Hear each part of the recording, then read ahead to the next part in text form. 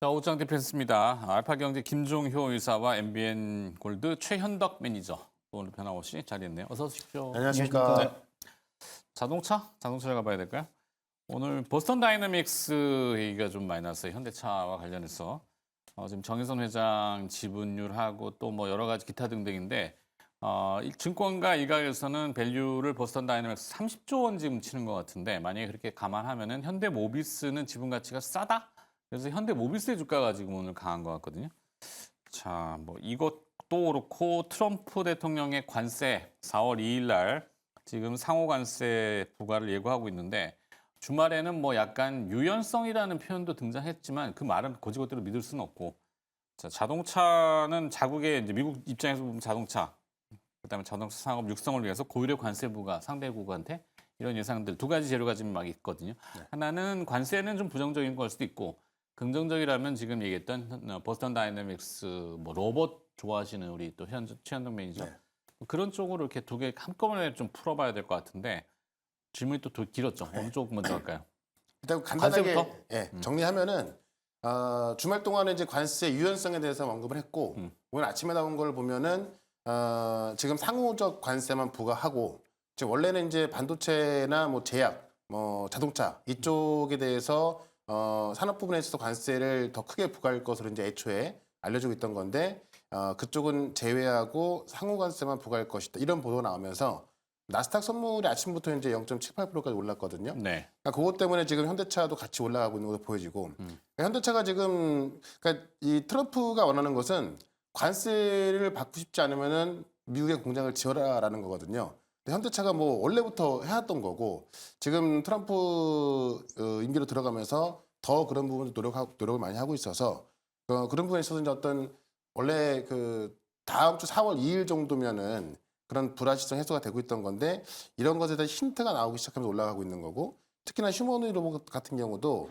주말 동안 상당히 많은 이야기 나왔는데 지금 미국 같은 경우는 피규어 AI하고 이제 테슬라가 거의 원톱 투톱을 가고 있는 거고 중국은 이제 그 유니티 로봇이 가고 있는 건데 지금 생산 계획이 막 나오고 있거든요. 그러니까는 피규어 AI는 대놓고 지금 만들어지는 휴머노id 로봇을 다시 휴머노이드 로봇 만드는 그 공장에 투입해서 네. 또 다시 휴머노이드 로봇을 만들겠다 이렇게까지 발표하고 있어서 그런 부분이 상당히 커지고 있는데 그러다 보니까는 보스턴 다이내믹스도 또 가치가 커지고 있는 거죠.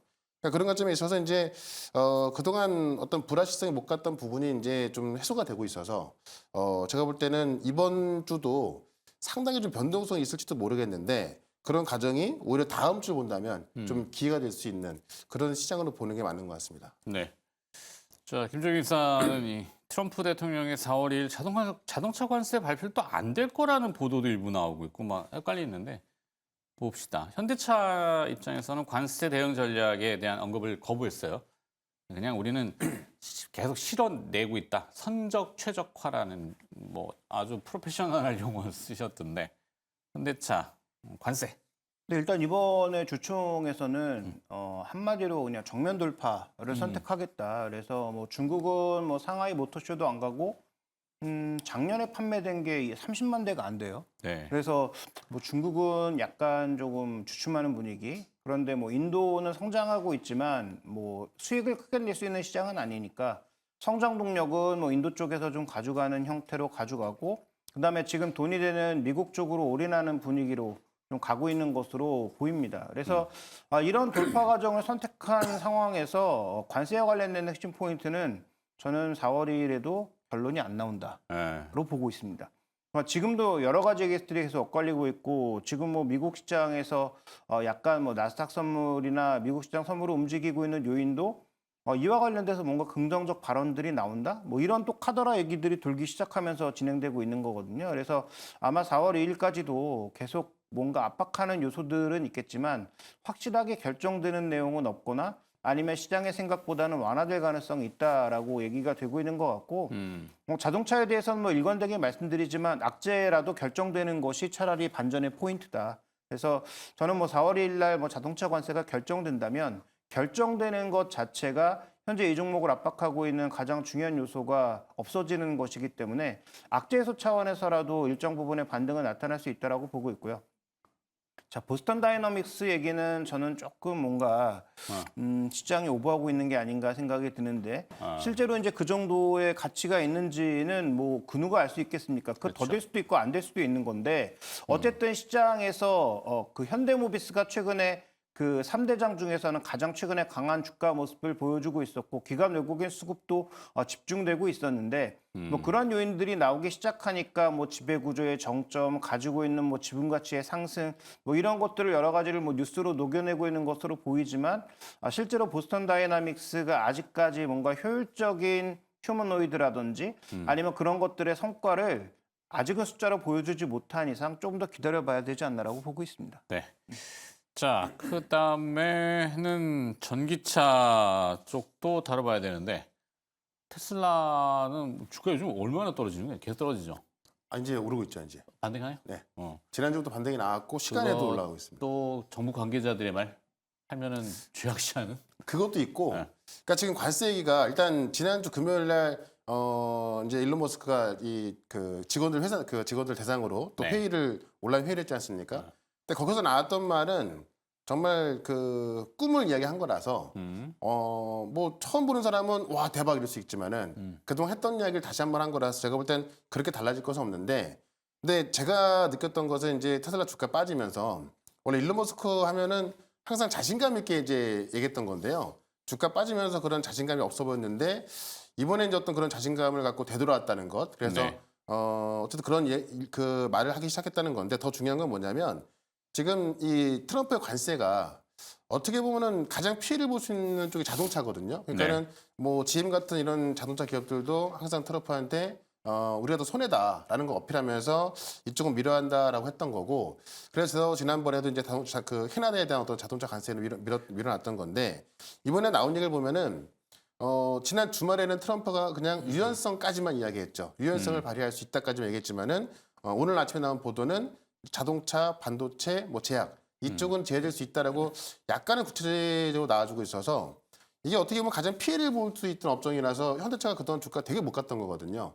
근데 이제 이 그쪽에 관세가 제외될 수 있다라고 나오니까는 반등이 나오고 있는 거고 특히 현대차 같은 경우는 지금 원래 이제 그 바이든 정부 때도 이 조지아에 공장 짓고 직접 생산하기 위해서 많이 투자를 했던 건데 네. 지금 트럼프 정부 들어서 지금 조지아주에 또 새로운 건설까지 하면서 130억 달러 규모의 공장을 짓고 있고 이런 것들을 홍보하면서 계속해서 이제 우리는 지금 많이 하고 있다라는 걸 어필하고 있거든요. 그런 관점에 있어서 이제 어떻게 보면 그런 걸 좀 알아주기 시작하는 거고 테슬라 같은 경우도 이제 어쨌든 자동차 생산하는 기업들이 가장 피해를 봤던 건데 어떤 트럼프의 관세가 자동차 부분은 좀 이제 안 나올 수 있다라는 것 때문에 테슬라도 지금 지난주에 5% 반등 나왔고 지금 시간에서 한 3, 4%도 올라가고 있는 건데요. 네. 그런 것들이 좀 긍정적으로 가고 있는 것 같아요. 그러다 보니까는 사실 저는 굳이 말씀드린다면은 테슬라 같은 경우 너무나 많이 빠졌던 건데 그런 불확실성이 해소가 되면서 뭐 지금도 저는 무조건 좀 저점이다 보고 있는 거고요. 아마 자동차 쪽에서의 그러니까 전기차 배터리보다는 전기차 쪽에 그러니까 자동차, 전기차 이쪽에 반등이 좀 세게 나올 수 있지 않을까. 그래서 저도 이제 앞서 그 김종희 사님께서 말씀해 주셨듯이 4월 2일 날 모든 게 해결될 것 같지는 않은데 네. 어느 정도는 해소가 된다면 지금 시장은 사실 거의 최악의 상황을 좀 반영하면서 내려와 있기 때문에 어느 정도 해소가 되는 기미만 보인다 하더라도 주가 반응은 좀 좋게 나오지 않을까. 네, 좀 그렇게 좀 보여집니다. 네. 가반은 결국에는 또 그게 산술적인 숫자일 텐데 지금 앞서 잠깐 멘트 드렸듯이 현대차에서는 관세와 관련된 언급은 거부, 그냥 계획대로 선적 계획의 최적화, 빨리빨리 지금 실현해야 된단 말이에요. 이게 또 관세가 4월 1일 날 명확하게 정해질지 뭐 시장 예상은 25% 지금 어스무스하게 보는데 네. 25%가 정해지면은 배가 출발하고 가는 이게 뭐 공해상에서 관세를 두들겨 맞나? 정확히 저도 그건 모르겠어요. 그러다 보니까 일단 빨리 보내는데 재밌는 거는 지금 환율이 가끔 얘기하지만 환율이 계속 슬금슬금 올라왔단 말이죠. 그러면 이게 환율 효과를 볼 수 있나? 어쨌거나 지금 막 밀어내기를 해가지고 빨리 했는 게 1분기에 대부분 보면은 막 소비도 안 좋고 뭐도 안 좋고 다 안 좋다라고 하잖아요. 근데 수출 데이터는 또 굉장히 또 빨리 이게 되고 있고 그러면 그게 기업 실적으로 지금 선반영이 되는 거 이런 건 어떨까? 일단 그 관세 문제 때문에 그 자동차, 현대차, 기아차는 판매가 1, 2월 달 모두 좋았는데 네. 오히려 전혀 반영을 하지 않았죠. 그러니까 오히려 지금 구간에서 관세가 확정돼서 올해 이익이 얼마 정도 될지가 확정되는 게 저는 오히려 호재라고 보는 거고요. 지금은 원래 추정 실적 대비해서 뭐 PER 한 4, 5배까지 떨어졌다가 반등하는 것이니까 지금의 뭐 반등 나온 것도 아니지만 크게 부담스러운 자리도 아니고요.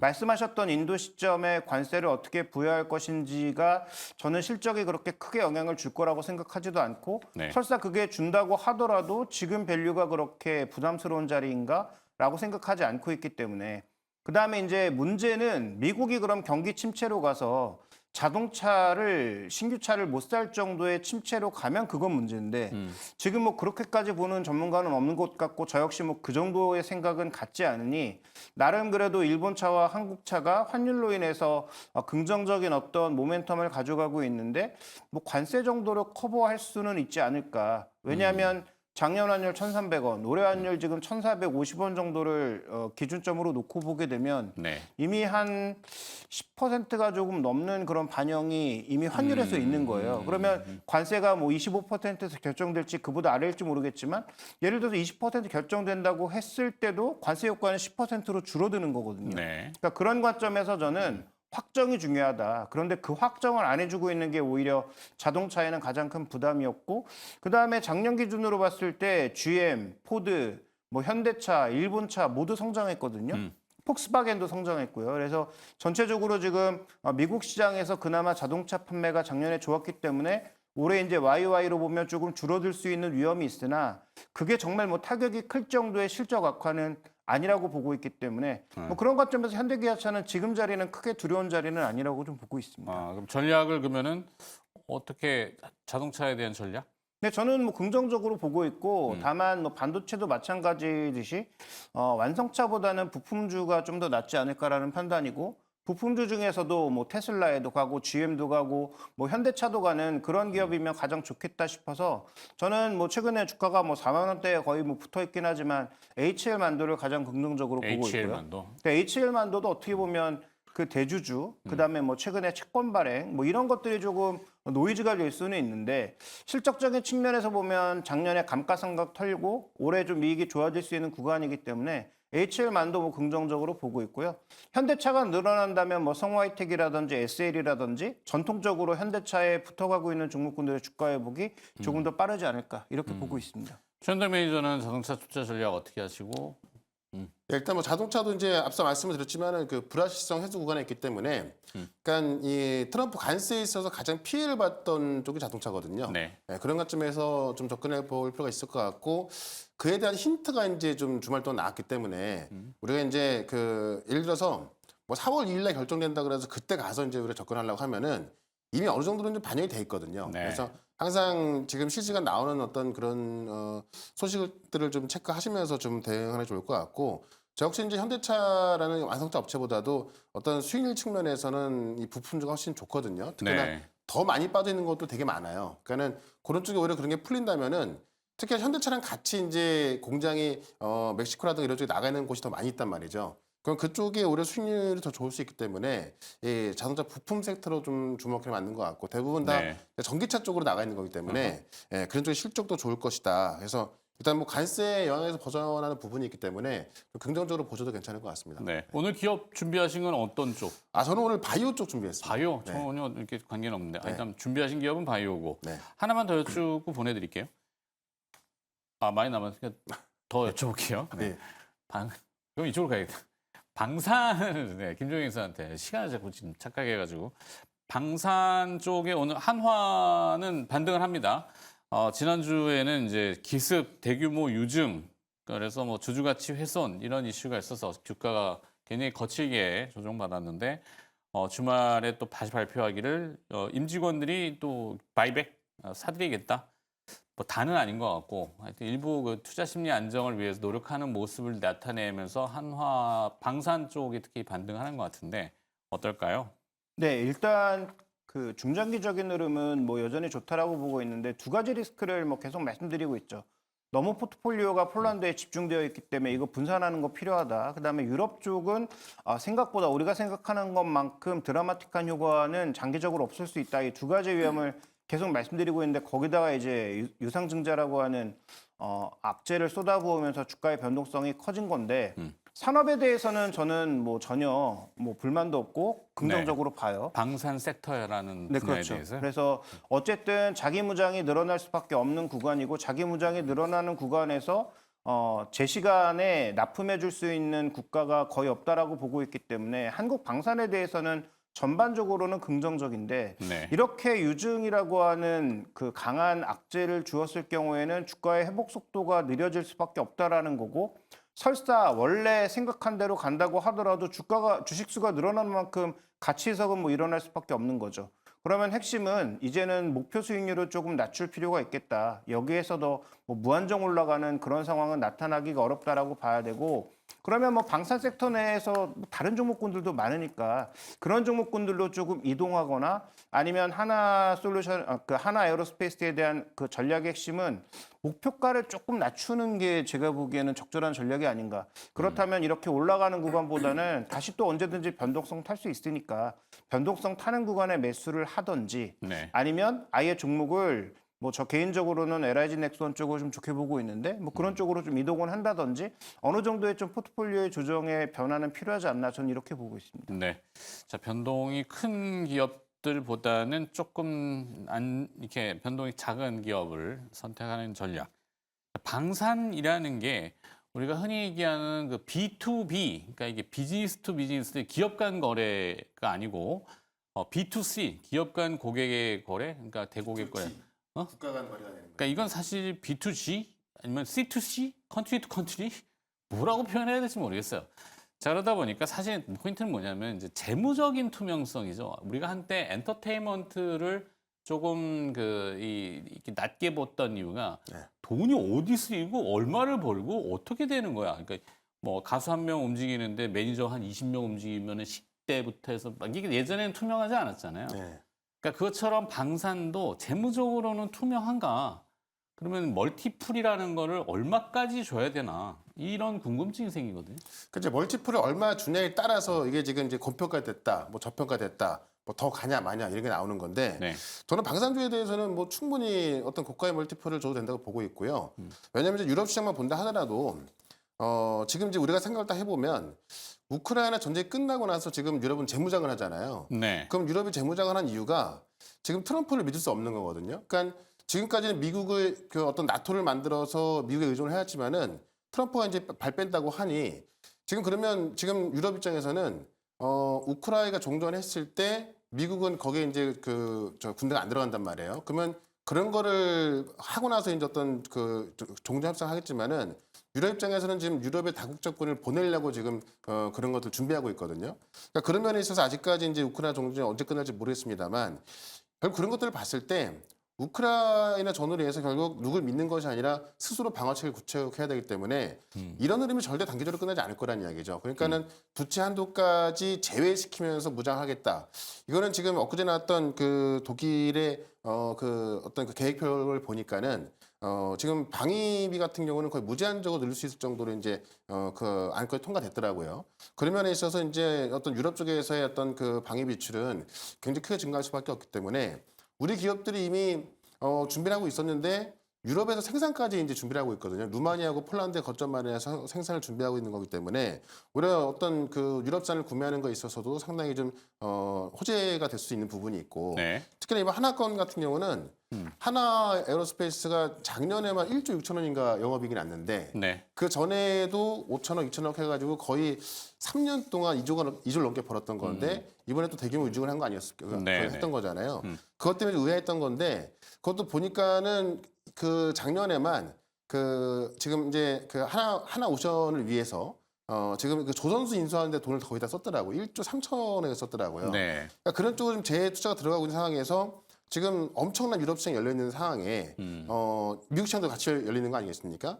그럼 그런 걸 위해 투자하는 거기 때문에 제가 지난번에 말씀드렸지만은 증자가 어떤 빚을 갚기 위해서 증자한다 그러면 그건 최고의 악재가 되는 건데 네. 아무리 유상증자를 하더라도 산업이 상당히 좋은데 그 산업에 있어서 어떤 그 파일을 갖고 오기 위해서 투자가 들어간다? 그건 제가 볼 때 꽤 호전할 수밖에 없는 겁니다. 그러니까는 지금 당장은 어떤 대규모 이중 때문에 하나 에어로도 결국은 좀 뭐 이상한 종목이었나? 뭐 어떤 신뢰할 수 없나? 이렇게 볼 수 있겠지만은 네. 제가 볼 때 이 산업을 봤을 때 투자하는 게 맞는 것 같고 그거를 사실 이 유증에 대한 심사를 하는 그 금감원까지도 긍정적으로 본다는 걸 보면은 제가 볼 때 이러한 사항은 좀 빨리 해결될 수 있지 않을까. 그런 관점에서 제가 지난주에도 하나 에어로 같은 경우는 이럴 때가 매수기다라고 말씀드렸는데 전 지금도 마찬가지인 것 같고 얼마나 갈지 모르겠지만 최소한 이 전고점 정도까지는 그러니까 유증 때문에 빠졌던 부분이 있잖아요. 네. 그 정도까지 반등은 나올 수 있기 때문에 저는 뭐 단기적으로는 뭐 지금도 이런 방산주 같은 경우는 대표 종목 위주로만 좀 긍정적으로 보셔도 괜찮겠다. 이렇게 한번 정리해 보겠습니다. 네. 자, 뭐 산업의 변화, 시류의 변화를 이유로 투자를 결정했고 투자를 위한 자금 마련의 방편으로 증자를 선택했는데 일단 사업을 전개하는 구도의 방향은 맞는데 방법이 저게 맞을까? 의아해하잖아요. 자, 그럼 아까 방사는 의심할 여지가 없다. 이 부분도 일부는 공감하는데 일부는 또 모르겠고. 한 번 더 정리.